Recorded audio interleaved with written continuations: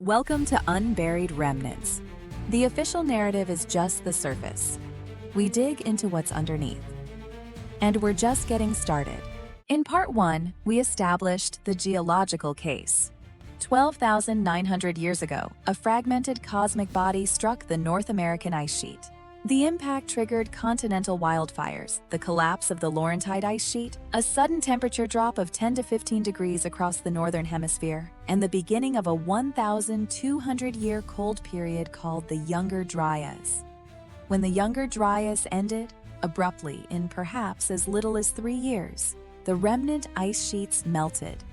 Sea levels rose 120 meters over the following 8,000 years, drowning the inhabited edges of the ancient world. More than 200 flood traditions exist across world cultures. They share specific narrative elements that are too consistent to be coincidence. The geological case is made. Part 2 is the question the geology raises. What was living on those drowned coastlines? And is there any evidence that it was more sophisticated than we have assumed? Before we go to the ocean floor, there is a smaller but better documented flood event that may sit closer to the origin of specific flood traditions.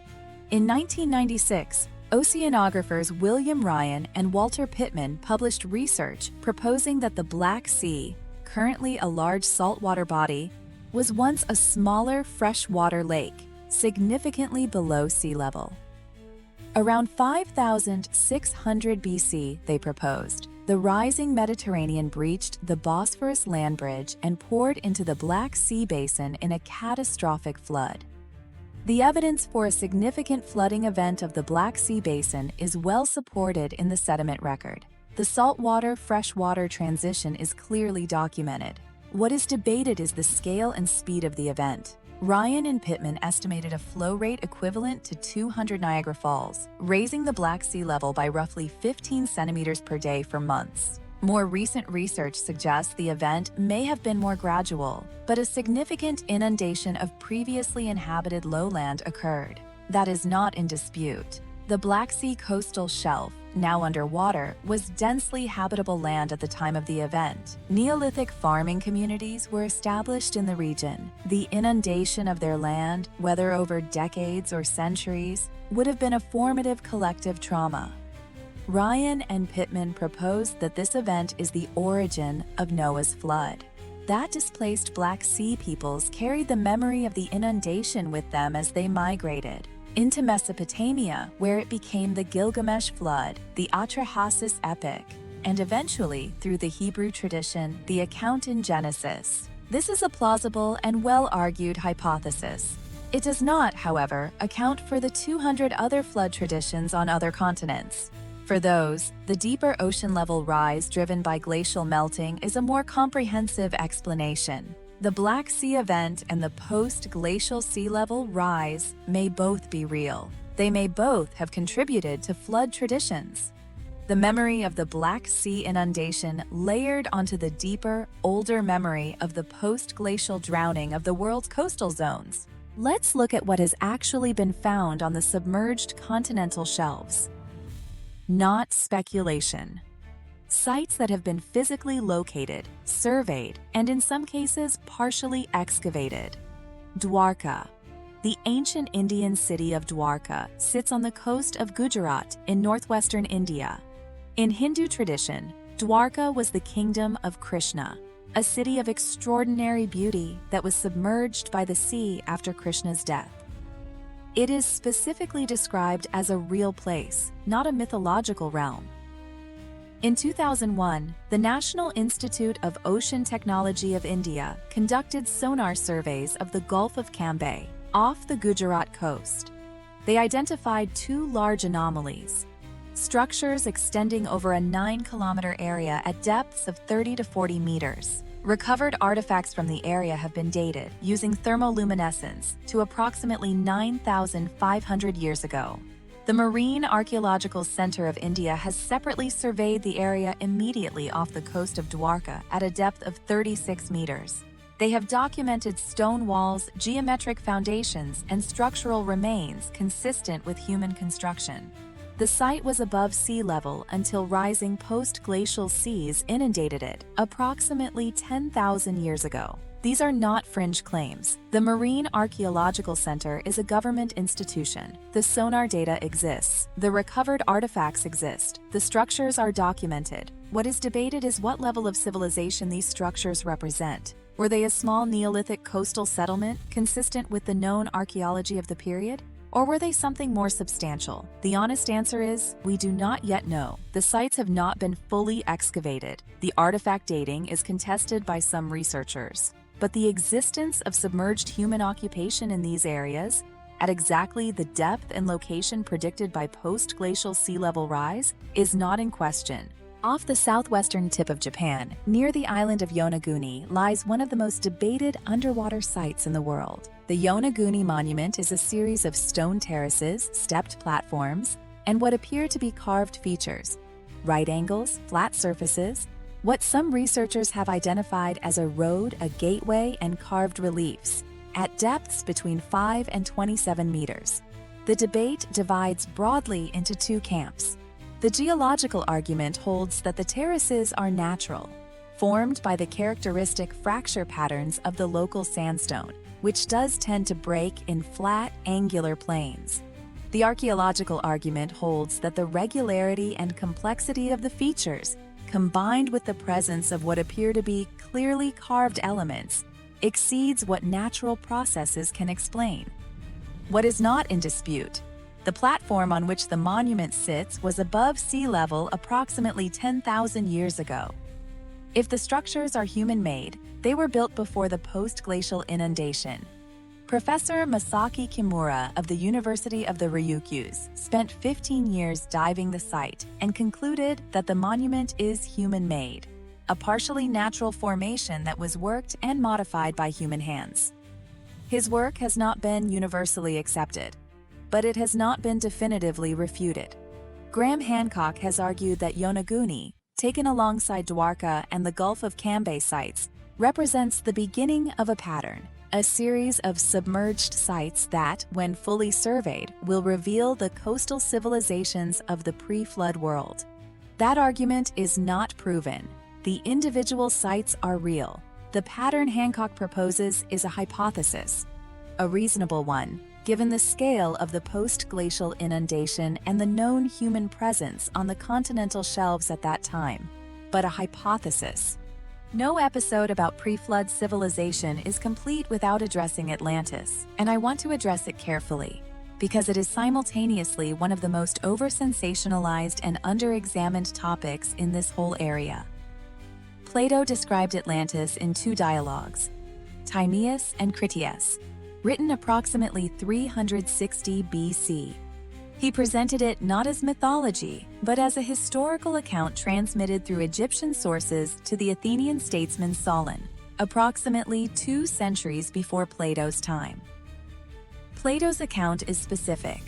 Atlantis was a naval empire of great power, located beyond the Pillars of Hercules, the Strait of Gibraltar. It existed approximately 9,000 years before Solon's time, placing it at roughly 9,600 BC. It was destroyed in a single day and night by catastrophic earthquakes and floods, sinking into the ocean. 9,600 BC, the end of the Younger Dryas, the beginning of the post-glacial sea level rise. Plato was not a mythologist. He was a philosopher who was meticulous about distinguishing between myth and historical account. He explicitly, repeatedly, in both dialogues, insists that the Atlantis account is true history, not allegory, not parable. Most classical scholars have treated it as a philosophical invention anyway. The argument is that Plato needed a powerful ancient enemy for Athens to defeat in order to make a rhetorical point about the nature of good government.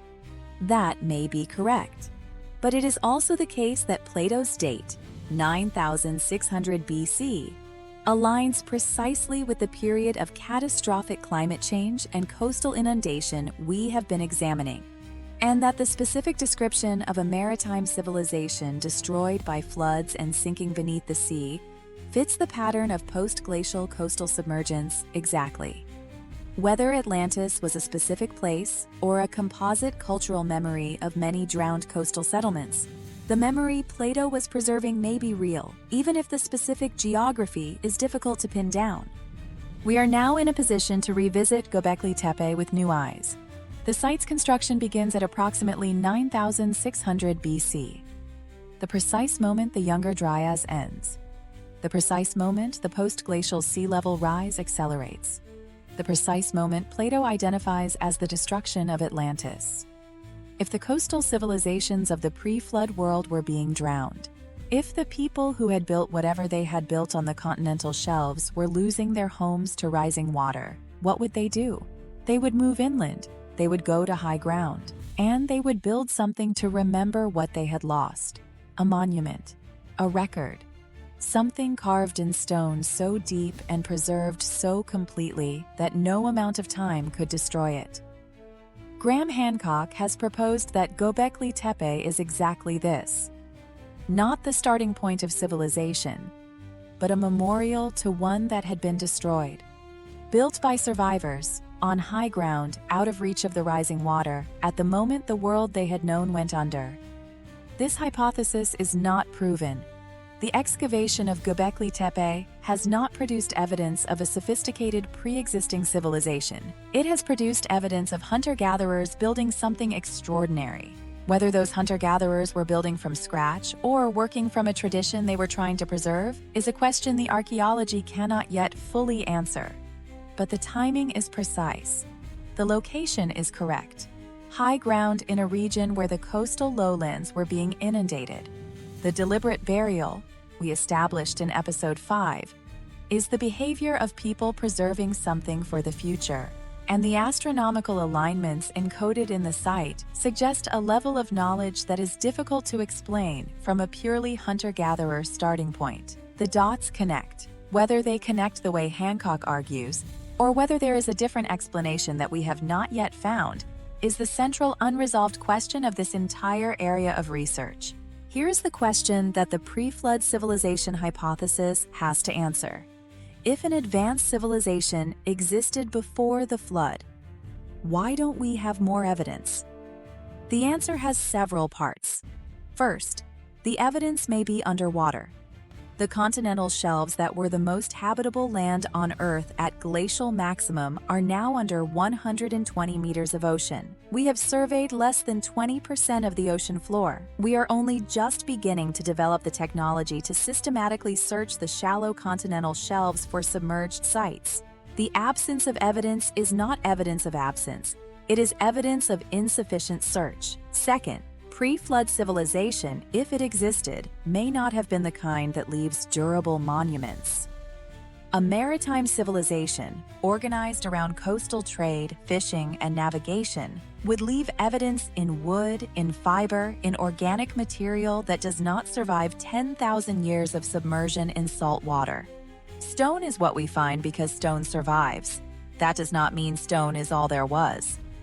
Third, the knowledge may have been transmitted, not in monuments, but in memory, in oral tradition, in the flood stories themselves, in the astronomical knowledge encoded at Göbekli Tepe, in the sudden appearance, around 9000 BC across multiple regions simultaneously, of agriculture, animal domestication, and the first experiments with settled life, all of which look, in the archaeological record, less like invention and more like diffusion of an existing knowledge base. The Noah tradition, the Manu tradition, the Utnapishtim tradition, Plato's Egyptian source for Atlantis. In every flood tradition, the survivor does not just survive, they preserve. They carry seeds, they carry animals, they carry knowledge. The covenant the divine figure makes with them is not just "you will live," it is "you will continue." What if the flood traditions are not just memories of a disaster? What if they are also descriptions of a transmission, of an act of deliberate knowledge preservation, carried out by people who knew what was coming and made sure something survived? Across 8 episodes, we have built a picture.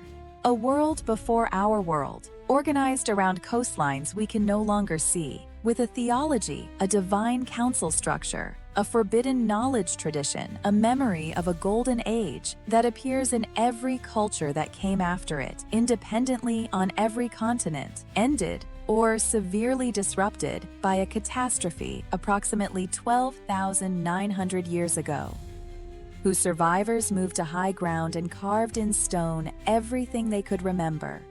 At Göbekli Tepe, at other sites we haven't found yet, at 100 places still under 100 meters of water, whose traditions were absorbed into the civilizations that came after, into Sumer, into Egypt, into the Hebrew Bible, into the Greeks, into the Norse, into the traditions of every people on earth who tells a story about a time before, a golden age, a world that was lost. We don't know if this is what happened. We have evidence, we have patterns, we have sites that should not exist, and dates that align and traditions that match.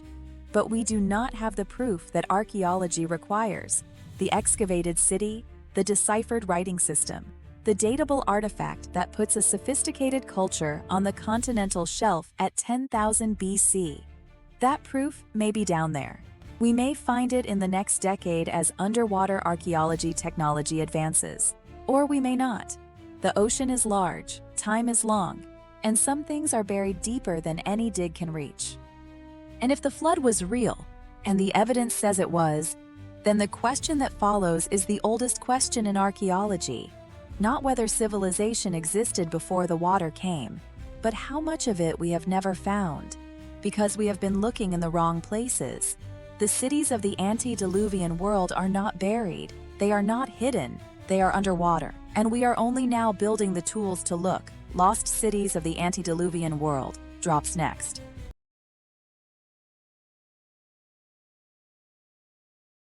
Thanks for watching Unburied Remnants. If you like the content, please like, comment, and subscribe to support the channel.